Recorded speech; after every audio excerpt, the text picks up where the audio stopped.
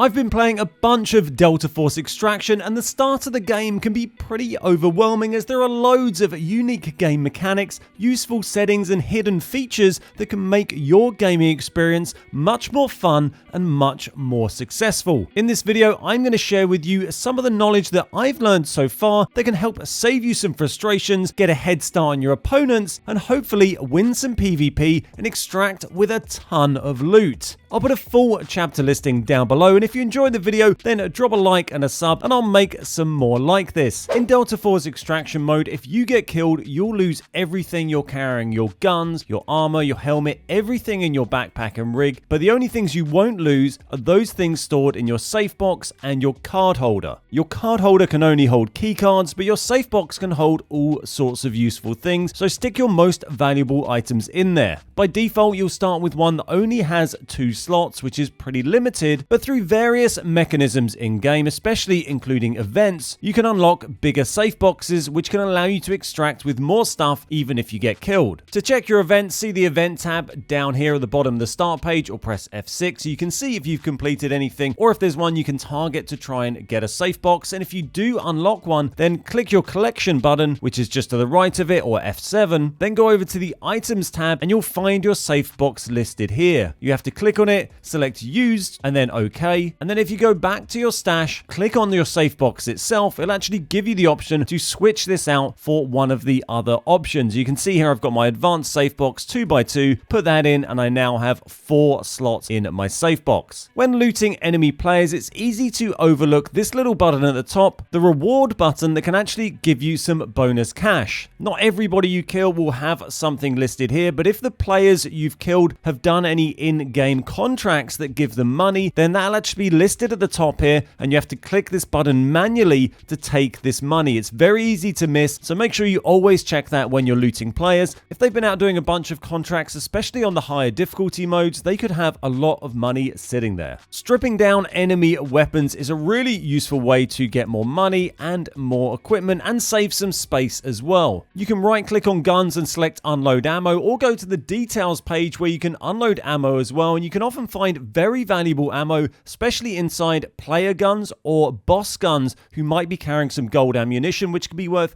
tens or hundreds of thousands of credits. Not only that, from the details page, you can also select to remove attachments from guns. So if you don't want to take a whole gun, have a look, and it might just have a couple of attachments you want to take and pop into your backpack, which will take up a lot less room than taking the full gun itself if you have both your gun slots full already. Sometimes high value guns are only high value just because they have a really expensive attachment or 2 on them, and even some of the green and not that expensive looking attachments can still actually sell for quite a bit more than their suggested price. When you're wandering around on the map, you've probably heard these strange little squeaking noises, and these caught us out for quite a while when we first started playing. We didn't know what on earth it was meant to be. Turns out there's 2 different noises, and they're both very useful to know. First up is meant to be a kind of rats or mice squeaking, and that's actually the sound of these manhole covers that you can go and search, which can have some really good loot in them. You'll find these dotted around on all the maps, and the second noise you'll hear is very similar, but it's actually birds squeaking. It's these small birds' nests with some little baby birds chirping away in it, and again you can search these and find some good gear inside them. Both birds' nests and manholes quite often pop up in your daily missions, so it can be quite useful to open these just to tick off your dailies, and you can still find some pretty good stuff inside them. While we're on the subject of events and daily missions, it's worth reminding you about the event tab you can see down here at the bottom of the page. It's going to get a yellow exclamation mark on it when you have an event to collect. If you click on this, you can follow the little marks and it'll show you exactly what you've completed. You can see here my daily missions. You have 3 different ones of these every day. If you complete all 3, then you'll get one of these crates you can open via your collectibles page. They can have some really good loot in them, worth tens or even hundreds of thousands of credits, so well worth doing every day. You just need to click claim on the ones you've done. You'll get a few credits. You can also re-roll these up to 3 times in total. So say if I don't want to play as recon today, I can re-roll this and I just get kill 5 enemies. enemies, super easy, and I could re-roll this weapon crate one as well if I want, survive 20 minutes in classified, or kill 2 players with an AR. So daily's well worth doing, and there's also all these other pages of events that you'll tick off as you progress and play the game. There's ones available for both game modes within the game, and also through the events page you'll find the bazaar where you can spend coins you've earned in the game. Pretty much everything in Delta Force is broken down into a tiered rarity system. This goes from grey, the most common items, up to green for uncommon, and then blue, purple, gold, and even red tier items. If I go to buy some ammo for a gun, you can see the tiers here quite well, ranging from the cheapest grey pen 1 ammo here, up through green, blue, and then purple, which is going to have pen value of 4. Then if we jump over to gear, we can see the higher tier stuff. You can see these helmets ranging from grey through green, blue, purple, gold, and even this red one right at the top here. And you can see this again on keycards. The red keycards are the top most valuable ones, and then they go down through the other colors. This doesn't always mean that necessarily purple things are worth an insane amount of money and green things are never worth anything, but it does give you a nice quick visual guide to the general worth or value of something you might find. The game has 3 different difficulty settings essentially that you can play across the different maps. By default, you have normal mode, which has no entry requirements whatsoever. You can go in there with basically nothing, just a knife. If you select to play confidential mode, then that means that you're going to have a certain kit value going into that round of 112,500 credits, and that value only includes your armor, weapons, and attachments. It doesn't count the ammo, meds, or other loot that you might choose to take in with you. So just armor, weapons, and attachments need to be worth 112,500 credits or more to play in confidential mode, as well as you being level 12 or above, and you have slightly less time as well. After level 12, you can also play on a covert operation mode, and for that you need to hit 350,000 gear value. Again, just the value of your armor, weapons, and attachments. The higher the difficulty setting, the better the loot, but obviously the players you come across are going to be much more geared, and it's going to be tougher as well. There's also a higher chance of the harder difficulties containing the Mantle brick, which is a high tier loot item you can try and extract with in game. Something that's a little confusing early on can be how much you can hear footsteps and people sounding like they're incredibly close to you. And one of the reasons for this being a bit confusing is that some helmets actually give you buffs or debuffs to your hearing. So for instance, if we click this gold helmet here, this tier 5 helmet, this gives you plus 40% hearing range. And even some of the lower tier ones will give you plus 30% for this purple one. And some of the big over the head ones give you minus hearing as well. So something to keep in mind, if you've just looted a helmet off of an enemy and chucked it on, suddenly it sounds like everyone's charging around right next to you, but you can't see them. Quite often that might be because you've got a hearing buff from a helmet. When your armor gets damaged in game, you can repair it during a match if you have a repair kit, or outside of the game you can also repair it without having to use a repair kit at all. Whenever you repair it, it's going to lose max durability. The more you spend to repair it, the less it will lose, and the higher the quality of the repair kit you have in game, the less max durability it will lose. So you see this samurai vest I've got here, we're repairing this in the stash. If I spend slightly more repairing this, it will lose 1 point of max durability. If I do a basic repair, it'll lose 2. So we can just do that, and it goes down to 79 now out of 79. Keycards are a really important part of the game. You can find these around on the maps, or you can buy them in auction. There's no secret way to finding these. They do seem to pop up quite a lot when searching clothing items. I found a couple like that in a lab coat. You can also find them reasonably often as drops from the bosses if you kill the boss characters, particularly on the higher difficulties, and the higher difficulties are always going to give you more chance of finding this good stuff anyway. They can sell for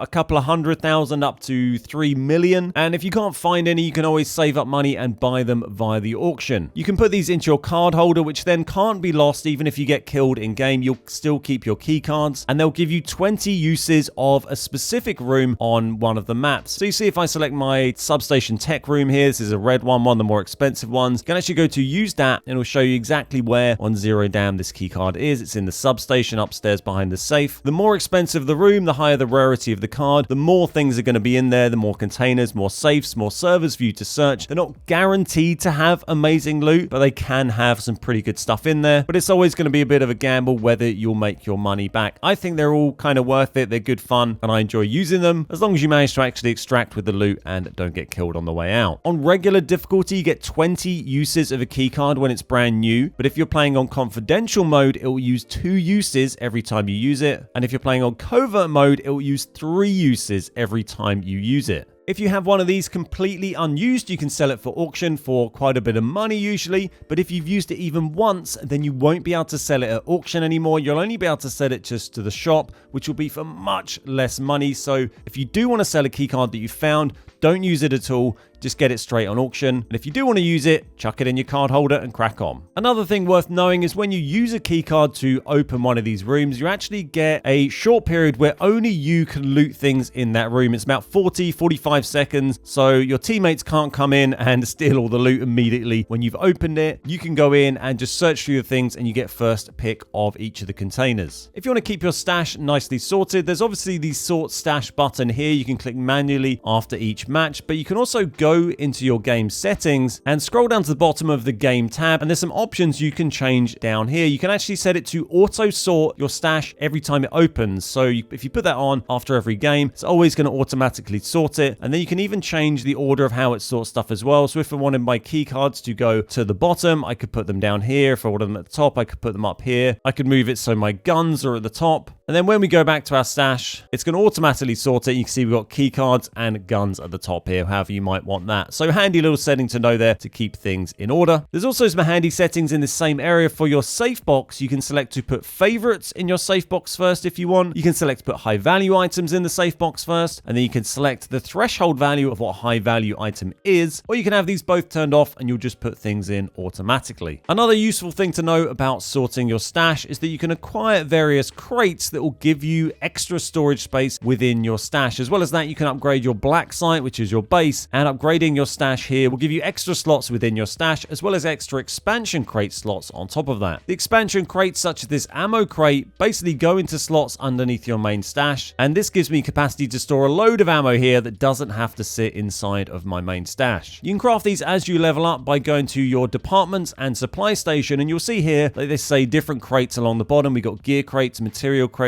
ammo crates, card holder, which is an increased card holder so you can carry more key cards. If we go here and then select weapon crates, for instance, you can see there's different ones we can craft here that will allow me to store things within them and save space in my stash. They can be very expensive. They can require very high tier items to craft, but some of the cheaper ones, like the initial ammo one, you can acquire fairly early on and a real handy space saver. There's a couple of really handy buttons to know about in your stash. If you right click on an item and select usage, it'll actually tell you exactly what that item can be used for. You might acquire all this junk and wonder why on earth it exists, but if you do this, we can see it's actually used here for construction on your Blacksite, and also you can use it for trading in for a particular vest. If I select this fuel here, you can see that's used for Blacksite, as well as a helmet you can get, and you can do this with all sorts of stuff, so you can see what you might want to use it for. This thing you can use for all sorts of different things you can acquire, and a bunch of stuff I haven't even unlocked yet. So everything has some kind of usage. And another really useful button to use is the source button. So if we go to source, as well as showing where you can buy that, you can go to the auction and buy one of these. It shows you where you're likely to find this on each map. It doesn't mean it's the only place you can find it, but it means there's an increased chance of finding it in this location. So Zero Dam Cement Plant, we can find that if we wanted to try and track those down, or if we selected something a bit more rare like this oximeter here, we can go to source. This says Lally Grove, Empress Hotel, or core area on Space City. This one I actually found in the aeroplane crash on Lally Grove, but quite handy to know where you might find specific things, particularly high value items or items you especially need. Favoriting items is another useful thing to know. If you right click on something, you can select to mark it. And then when you go back to that same item in your inventory, you'll actually see it's already marked. So you'll know you've marked it for whatever reason that might have been. If you go to auction, then you can also go to your favorites tab and it'll show you all the stuff you've currently got favorited. So if you want to buy stuff quickly, for instance, here I've got a tactical vest that I like to use, so we can just find it nice and quickly, go and buy that. You might want to favorite some gear that you often like buying, or favoriting stuff like wire that is something that shows as quite low value but actually sells for quite a lot more. Or perhaps you might go to your Blacksite where you can select select what you need to upgrade next, and you can actually mark things as favorite from here. So we've got these military explosives, and if we click that, we can click mark here, this little star icon, and that'll actually be favorited now. And then when things are favorited, as well as it showing that in your stash, it'll also show it in game. When you see it on the floor, when you pick it up, it'll give you a little pop-up on screen to tell you that this is one of your favorite items. So you can know that really quickly in game without having to check a list to see if that's something you may need or want to take. A random little hidden feature is this cool button down in the bottom left of the map page. If you click this, once you've leveled up a bit, I think every 5 levels it unlocks something. You click it a while, you might have to spam it a little bit or select a different game mode, seems to sometimes trigger it. But if you keep spamming it enough, eventually it will say calling, and if you've leveled up enough, you'll actually get given items into your inbox which you can go and collect for free. When it gives you these, you just need to click on the mail tab and go to your notifications, and you'll find your free gifts. Auctioning items is a big part of the game, but it's worth knowing that not everything is really worth auctioning. Early on, I just started auctioning everything because it felt like the right thing to do, but if you actually look more closely at prices of items, you'll find that not everything is really worth selling at auction. For instance, this RAM here, it says it's worth 34k, 31,910 if I sold that just to the merchant. If I put it on the auction house, it says 34 grand there, so you'd think, oh, okay, I'll just put that in the auction, but there's actually a fee for doing so, and I'd only get 30,911, which is less than if I sold it to the merchant, so I might as well just sell that immediately to the merchant. Other things can sell for quite a lot more, like this gas tank, for instance, says 18,000 there. Reference price 34k. It'd actually sell for 30k, so significantly more than sell it to a merchant. That will chuck on the auction and you'll make a good profit. So worth keeping an eye on that. Make sure you check those numbers when you're looking to sell things. Weapon attachments often sell for quite a lot more than their merchant retrieval price. You can see that one is a big chunk higher. But lots of these day-to-day general loot items you might extract with